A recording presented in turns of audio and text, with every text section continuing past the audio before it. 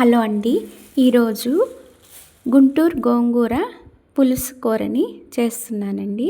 ముందుగా గోంగూరను వలిచి శుభ్రంగా కడిగి తర్వాత ఒక గిన్నెలో పెట్టుకొని పచ్చిమిరపకాయలు, కొత్తిమీర, టమాటా ముక్కలు, కొద్దిగా చింతపండు, పసుపు, కారం, ఒక పావు గ్లాస్ వాటర్ పోసి స్టవ్ మీద పెట్టి లో టు ఫ్లేమ్లో మగ్గనివ్వాలి. ఒక 5-6 నిమిషాల తర్వాత మూత తీసి చూద్దాం. గోంగూర మెత్తగా మగ్గిపోయిందండి. ఇప్పుడు స్టవ్ మీద ఒక ప్యాన్ పెట్టుకొని ఆయిల్ వేసి, ఆయిల్ వేడయ్యాక పచ్చిశనగపప్పు, మినప్పప్పు, ఆవాలు, జీలకర్ర, వెల్లుల్లి రెబ్బలు, ఎండుమిరపకాయలు, కరివేపాకు, కొంచెం ఇంగువ వేసి వేగనివ్వాలి.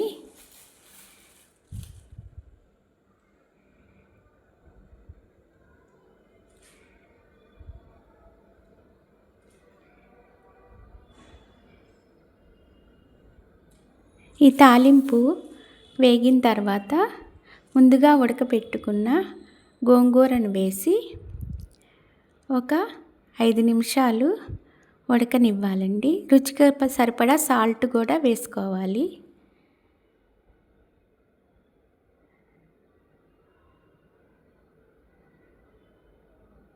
గుంటూరు గోంగూర ఎంతో టేస్ట్గా ఉంటుందండి. ఇది నాటు గోంగూర. గోంగూరలో ఐరన్ బాగా ఉంటుంది. రక్తహీనత ఉన్న వాళ్ళకి గోంగూర తింటే రక్తం వృద్ధి చెందుతుంది.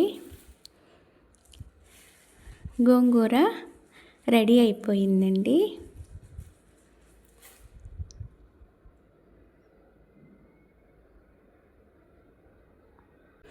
ఇప్పుడు కొబ్బరి పాలతో బంగాళదుంప కుర్మా చేసుకుందాం. ముందుగా స్టవ్ మీద ఒక ప్యాన్ పెట్టి ఆయిల్ వేసి ఉల్లిపాయ, పచ్చిమిర్చి ముక్కలు వేసి వేగిన తర్వాత అల్లం వెల్లుల్లి పేస్ట్ వేసి పచ్చివాసన పోయేదాకా వేగనిచ్చి తర్వాత టమాటా వేసి కొంచెం సేపు మగ్గనివ్వాలి.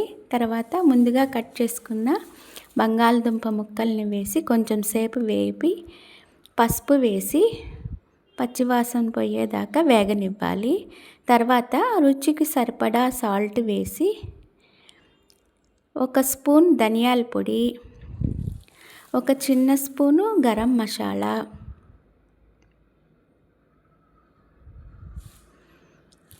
1 స్పూనున్నర కారం వేసి మరి కొంచెం సేపు వేగనివ్వాలి. తర్వాత 1 కప్పు కొబ్బరి పాలు పోసుకోవాలి. 1 స్పూన్ పెరుగు కూడా వేసుకొని కొంచెం సేపు కలిపి ఒక పావు గ్లాస్ వాటర్ పోసుకొని మూత పెట్టి మగ్గనివ్వాలి. ఒక 4-5 నిమిషాల తర్వాత బంగాళదుంప మగ్గిందేమో చూద్దాం. బంగాళదుంప మగ్గిపోయిందండి. బంగాళదుంప కుర్మా రెడీ అయిపోయింది. ఫైనల్గా కొత్తిమీర వేసుకుంటే బంగాళదుంప కుర్మా రెడీ అయిపోయిందండి. ఒకసారి ఇలా ట్రై చేసి చూడండి, చాలా బాగుంటుంది. ఇప్పుడు కొబ్బరి పాలతో రైస్ చేసుకుందాం. ముందుగా స్టవ్ మీద ఒక గిన్నె పెట్టుకొని 1 స్పూను నెయ్యి, 1 స్పూన్ ఆయిల్ వేసి 4 లవంగాలు, 2 దాల్చిన చెక్క ముక్కలు, 1 యాలుక్కాయ వేసి వేగనిచ్చి తర్వాత ఉల్లిపాయ, పచ్చిమిర్చి ముక్కలను పొడవుగా కోసుకొని వేగనివ్వాలి. ఆ తర్వాత బంగాళదుంప ముక్కలు, టమాటా వేసి వేగనివ్వాలి. ఇప్పుడు అల్లం వెల్లుల్లి పేస్ట్ వేసుకొని పచ్చివాసన పోయేదాకా వేగనివ్వాలి. తర్వాత 1 స్పూన్ ధనియాల పొడి, హాఫ్ స్పూన్ గరం మసాలా వేసి వేగనివ్వాలి.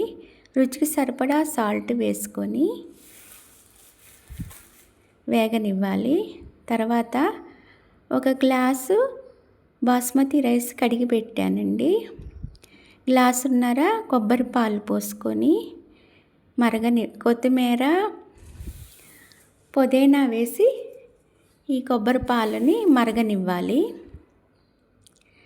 మరిగిపోయినాయండి. ఇప్పుడు 1 గ్లాసు బాస్మతి రైస్ వేసి కొంచెం సేపు రైస్కి ఉప్పు, కారం మసాలా అన్నీ పట్టేటట్టుగా కలిపి మూత పెట్టి ఒక 5 నిమిషాలు మగ్గనిస్తే కొబ్బరి రైస్ రెడీ అయిపోయిందండి. ఇప్పుడు ఫ్రైడ్ ఆనియన్స్, వేపిన జీడిపప్పులు వేసి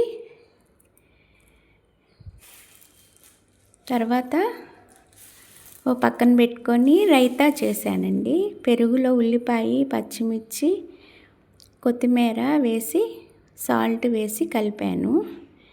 ఇప్పుడు రైస్ పెట్టుకొని